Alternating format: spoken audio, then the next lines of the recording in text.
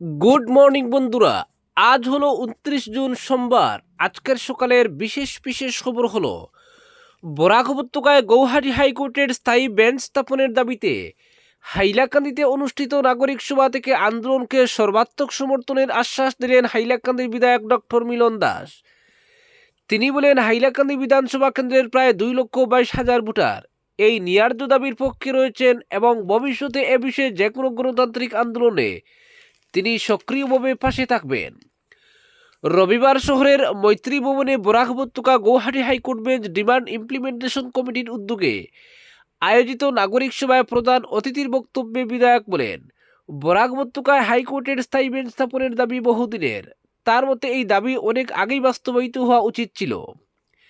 তিনি জানান, অতীতেও এ দাবির সমর্থনে স্মারকলিপি প্রদান করেছেন এবং সাংবিধানিক ও রাজনৈতিক পরিসরের মধ্যে থেকে ভবিষ্যতেও সর্বাত্মক সহযোগিতা করবেন। আন্দোলনের কর্মসূচি সম্পর্কে তাকে জানানো হলে তিনি তাতেও অংশ নেবেন বলে আশ্বাস দেন। সভায় শিলচর থেকে উপস্থিত ছিলেন ইমপ্লিমেন্টেশন কমিটির কাছাড় জেলার সাধারণ সম্পাদক নিখিল পাল, আইনজীবী ধর্মানন্দ দেব, পঙ্কজ কান্তি দেব, প্রবাল দেব, প্রসেনজিৎ দেব, জ্যোতির্ময় নাথ, তুহিন শর্মা ও দেবমিতা চক্রবর্তী সহ বিশিষ্ট ব্যক্তিরা। অপরদিকে জাতীয় টিকাকরণ দিবস উপলক্ষে রবিবার কাছাড় জেলা জুড়ে শুরু হয়েছে পালস পোলিও অভিযান। অভিযানের প্রথম দিনেই জেলার 1,90,000-এরও বেশি শিশুকে ওরাল পোলিও ভ্যাকসিন খাওয়ানো হয়েছে। জেলা প্রশাসন ও স্বাস্থ্য বিভাগের যৌথ উদ্যোগে শিলচরের আরবান প্রাথমিক স্বাস্থ্য কেন্দ্র এবং কালাইন কমিউনিটি হেলথ সেন্টারে আনুষ্ঠানিকভাবে এই কর্মসূচির সূচনা হয়। শিলচরের আরবান প্রাথমিক স্বাস্থ্য কেন্দ্রে কর্মসূচির উদ্বোধন করেন বিধায়ক রাজদীপ রায়। অনুষ্ঠানে উপস্থিত ছিলেন অতিরিক্ত জেলা আয়ুক্ত মরণজ্যোতি কুটুম, যুগ্ম স্বাস্থ্য পরিষেবার যুগ্ম সঞ্চালক ডক্টর সুমনা নাইডিং, ডাব্লিউএইচওর surveillance medical officer doctor Arka Debkar, জেলা টিকাকরণ আধিকারিক doctor Abdul Salam Sheikh, SDM and HO doctor Arindita Chanda, RBN পিএইচসির medical and health officer doctor Kamalika De সহ স্বাস্থ্য বিভাগের বিভিন্ন আধিকারিক, আশাকর্মী, এএনএম ও এলএইচবিরা। অপরদিকে সভা থেকে কাছাড়ের উন্নয়নে একাধিক আশ্বাস, নাগরিকদের সঙ্গে মত বিনিময়ে মন্ত্রী কৃষ্ণেন্দুর। কাছাড় জেলার সার্বিক উন্নয়ন এবং জনকল্যাণমূলক বিভিন্ন বিষয় নিয়ে রবিবার শিলচরের একটি হোটেলে আসাম সরকারের বরাক উপত্যকা উন্নয়ন বিভাগের মন্ত্রী কৃষ্ণেন্দু পালের নেতৃত্বে এক গুরুত্বপূর্ণ মতবিনিময় সভা অনুষ্ঠিত হয়। সভায় শহরের বিশিষ্ট নাগরিক, জনপ্রতিনিধি এবং সমাজের বিভিন্ন স্তরের প্রতিনিধিদের সঙ্গে জেলার উন্নয়ন, নাগরিক সমস্যা এবং ভবিষ্যৎ পরিকল্পনা নিয়ে বিস্তারিত আলোচনা হয়। সভায় উপস্থিত নাগরিকরা শহরের বিভিন্ন জনসমস্যার কথা তুলে ধরেন। বিশেষ করে রাস্তাঘাটের বেহাল অবস্থা, বিশুদ্ধ পানীয় জলের সংকট, বর্ষাকালে জলাবদ্ধতা এবং পর্যাপ্ত নিকাশি ব্যবস্থার অভাব নিয়ে উদ্বেগ প্রকাশ করা হয়। পাশাপাশি জেলার সার্বিক উন্নয়নের স্বার্থে একাধিক গুরুত্বপূর্ণ দাবি ও প্রস্তাবও মন্ত্রীর কাছে উপস্থাপন করা হয়। উপস্থিত সকলের বক্তব্য মনোযোগ দিয়ে শোনার পর মন্ত্রী কৃষ্ণেন্দু পাল আশ্বাস দিয়ে বলেন, সভায় উত্থাপিত সমস্যাগুলি মুখ্যমন্ত্রীর নজরে আনা হবে এবং সংশ্লিষ্ট দপ্তরগুলির সঙ্গে আলোচনা করে দ্রুত সমাধানের উদ্যোগ নেওয়া হবে।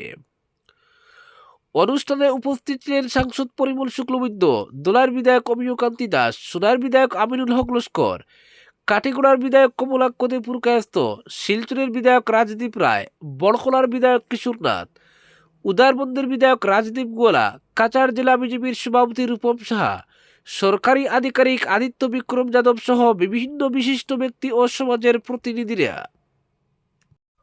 অপরদিকে বরাক উপত্যকার সঙ্গে সমগ্র উত্তর পূর্বাঞ্চলের সড়ক যোগাযোগের অন্যতম প্রধান লাইফলাইন শিলচর গুয়াহাটি 6 নম্বর জাতীয় সড়কে ফের দেখা দিয়েছে বড় ধরনের বিপর্যয়। কাছাড় জেলার কাঠিগড়া বিধানসভার গুমরা এলাকায় একটি সেতুর উপর হঠাৎ দুটি বড় গর্ত সৃষ্টি হওয়ায় নিরাপত্তার কথা মাথায় রেখে ভারী যানবাহনের চলাচল সাময়িকভাবে বন্ধ করে দিয়েছে সংশ্লিষ্ট কর্তৃপক্ষ। এর জেরে পণ্যবাহী ট্রাক সহ শতাধিক ভারী যানবাহন সড়কের দুই প্রান্তে আটকে পড়েছে এবং দীর্ঘ যানজটের সৃষ্টি হয়েছে। দুর্ভোগে পড়েছেন সাধারণ যাত্রী ও চালকেরা। এমনিতেই কালাইন থেকে মারিডোর পর্যন্ত যাত্রী সড়কের বিস্তীর্ণ অংশ দীর্ঘদিন ধরে বেহাল অবস্থায় পড়ে রয়েছে। অসংখ্য গর্ত, ভাঙ্গাচুরা রাস্তা এবং জল জমে থাকার কারণে প্রতিদিনই ঝুঁকি নিয়ে যাতায়াত করতে হচ্ছে মানুষকে। বর্ষাকালে পরিস্থিতি আরও ভয়াবহ হয়ে ওঠায় ঘন্টার পর ঘন্টা যানজটে আটকে থাকতে হচ্ছে যাত্রী ও যানবাহন চালকদের। ফলে বরাক উপত্যকার সঙ্গে উত্তর পূর্বাঞ্চলের যোগাযোগ ব্যবস্থাও বারবার ব্যাহত হচ্ছে। উদ্বেগজনক বিষয় হলো, মাত্র 3 বছর আগেই গুমলা সেতুটি পুনর্নির্মাণ করা হয়েছিল, অথচ এত অল্প সময়ের মধ্যেই সেতুর উপর বড় গর্ত তৈরি হওয়ায় নির্মাণের গুণগত মান নিয়ে বিভিন্ন মহলে প্রশ্ন উঠেছে। কোটি কোটি টাকা ব্যয়ে নির্মিত একটি গুরুত্বপূর্ণ জাতীয় সড়কের সেতুর এমন অবস্থা জনমনে ক্ষোভের সৃষ্টি করেছে। স্থানীয়দের দাবি, কী কারণে এত দ্রুত সেতুর এই অবনতি ঘটল তা খতিয়ে দেখতে নিরপেক্ষ তদন্ত হওয়া উচিত এবং নির্মাণে কোনো গাফিলতি বা অনিয়ম প্রমাণিত হলে দায়ীদের বিরুদ্ধে কঠোর ব্যবস্থা নিতে হবে। স্থানীয় বাসিন্দাদের মতে, গুমরা সেতুর এই সংকট শুধু যান চলাচলেই বিঘ্ন সৃষ্টি করেনি, বরং বরাক উপত্যকার ব্যবসা বাণিজ্য, পণ্য পরিবহন এবং নিত্য প্রয়োজনীয় সামগ্রীর সরবরাহ ব্যবস্থার উপরও বিরূপ প্রভাব ফেলতে পারে। দ্রুত সেতুর মেরামতের পাশাপাশি কালাইন থেকে মালিনার পর্যন্ত পুরো জাতীয় সড়কের স্থায়ী ও মানসম্মত সংস্কারের দাবি জোরালো হয়েছে। এখন বরাকবাসীর নজর জাতীয় সড়ক কর্তৃপক্ষ ও সংশ্লিষ্ট প্রশাসনের দিকে। কবে গুমরা সেতুর মেরামত সম্পন্ন হবে, ভারী যান চলাচল স্বাভাবিক হবে এবং দীর্ঘদিনের বেহাল 6 নম্বর জাতীয় সড়কের স্থায়ী সমাধানে কার্যকর পদক্ষেপ নেওয়া হবে, সেই অপেক্ষায় রয়েছেন সাধারণ মানুষ। অপরদিকে ধেমাজি জেলায় অব্যাহত ভারী বৃষ্টিপাত, বন্যা ও তীব্র নদী ভাঙ্গনের জেরে চিমেন নদীর উপর নির্মিত একটি গুরুত্বপূর্ণ রেল সেতুর অংশ ধসে পড়েছে। এই ঘটনায় ধেমাজি ও বরদুলানি রেল স্টেশনের মধ্যবর্তী 693 নম্বর রেল সেতুর সংযোগবাদ ও অ্যাপ্রোচ মারাত্মকভাবে ক্ষতিগ্রস্ত হয়েছে। রবিবার সংঘটিত এই ঘটনায় রেলপথের নিরাপত্তা বিঘ্নিত হওয়ায় সংশ্লিষ্ট রুটের ট্রেন চলাচল সম্পূর্ণভাবে বন্ধ করে দেওয়া হয়েছে। আকস্মিক এই বিপর্যয়ে যাত্রী ও পণ্যবাহী ট্রেন পরিষেবা ব্যাহত হওয়ায় ভোগান্তির মুখে পড়েছেন বহু যাত্রী। উত্তর পূর্ব সীমান্ত রেলের প্রকৌশলী ও প্রযুক্তিগত কর্মীরা ইতিমধ্যে ঘটনাস্থলে পৌঁছে ক্ষয়ক্ষতির পরিমাণ নিরূপণ করেছেন। রেল যোগাযোগ দ্রুত স্বাভাবিক করতে যুদ্ধকালীন তৎপরতায় পুনরুদ্ধার ও মেরামতের কাজ শুরু হয়েছে। ক্ষতিগ্রস্ত অংশে মাটি ভরাট, বাঁধ শক্তিশালীকরণ এবং ট্র্যাক পুনর্নির্মাণের কাজ চলছে। রেল কর্তৃপক্ষ জানিয়েছে, পরিস্থিতির উপর নজর রাখা হচ্ছে এবং নিরাপত্তা নিশ্চিত হওয়ার পরেই ট্রেন চলাচল পুনরায় চালু করা হবে।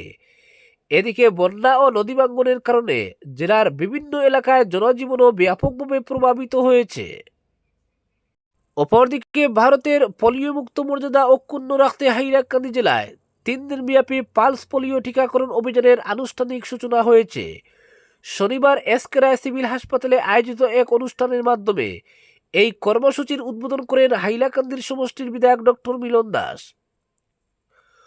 অনুষ্ঠানে সভাপতিত্ব করেন স্বাস্থ্য পরিষেবার যুগ্ম সঞ্চালক, উপস্থিত ছিলেন সহকারী কমিশনার গৌরব দত্ত, এসকে রায় সিভিল হাসপাতালের সুপারিনটেন্ডেন্ট, জাতীয় স্বাস্থ্য মিশনের কর্মকর্তাবৃন্দ, চিকিৎসক, নার্স এবং স্বাস্থ্যকর্মীরা। অপরদিকে সোম ও মঙ্গলবার শ্রীভূমিতে বাদ পড়া শিশুদেরকে ঘরে ঘরে পালস পোলিও। রবিবার শ্রীভূমি জেলার 2,08,264টি শিশুকে পালস পোলিও খাওয়ানোর সূচনা করা হয়। করিমগঞ্জ সিভিল হাসপাতালে এই কর্মসূচির সূচনা করেন অতিরিক্ত জেলা কমিশনার লাল রহলু খিয়েংতে। উদ্বোধনী অনুষ্ঠানে উপস্থিত ছিলেন ডক্টর জাকির হোসেন, ভারপ্রাপ্ত অতিরিক্ত মুখ্য চিকিৎসা ও স্বাস্থ্য আধিকারিক ডক্টর সুভাষিস দাস, জেলা টিকাকরণ আধিকারিক হানিফ মোহাম্মদ, জেলা কর্মসূচি ব্যবস্থাপক NHM, এছাড়াও স্বাস্থ্য বিভাগের বিভিন্ন চিকিৎসক, স্বাস্থ্যকর্মী ও অন্যান্য কর্মকর্তারা উপস্থিত ছিলেন। স্বাস্থ্য বিভাগের পক্ষ থেকে জানানো হয়, রবিবার জেলার 1032টি নির্ধারিত পালস পোলিও বুথে বুথ ভিত্তিক টিকাকরণ কর্মসূচি পরিচালিত হয়। আজ এবং আগামীকাল 2 দিন স্বাস্থ্য বিভাগের প্রশিক্ষিত দল, আশা কর্মী, ANM, অঙ্গনওয়াড়ি কর্মী এবং অন্যান্য সম্মুখ সারির স্বাস্থ্যকর্মীরা বাড়ি বাড়ি গিয়ে যেসব শিশু রবিবার বুথে গিয়ে টিকা নিতে পারেনি তাদের টিকাকরণ নিশ্চিত করবেন, যাতে কোনো যোগ্য শিশু টিকাদান থেকে বাদ না পড়ে। আজকের বিশেষ সংবাদ এখানেই সমাপ্ত।